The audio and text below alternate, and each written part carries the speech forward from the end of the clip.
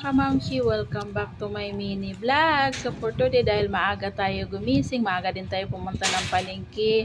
Pagkabalik, mag-aayos na ng tindahan.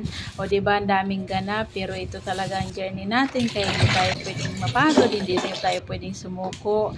Dahil nagkikrib ako ng maasim, kaya ang lulutuin natin for today, sinigang. Habang naghihintay na lumambot ang karne, ipiprepare ko na yung gulay at huhugasan, hihiwain. At isusunod ko na rin yung kamatis, sibuyas, at titingnan ko na rin yung ating karne kung malambot na. Tapos pagkatapos, lalagyan na natin ng pampalasa dahil hindi natin masasabing sinigang yan kung hindi natin lalagyan ng palasa. Pagkatapos naman, isusunod na natin yung ating gulay para maluto. Pagkatapos maluto, susunod naman natin yung kanin. Pagkatapos na isa lang ang kanin, magpiprepare na rin ako ng kape namin at para makapag-almusal din kami magnanay.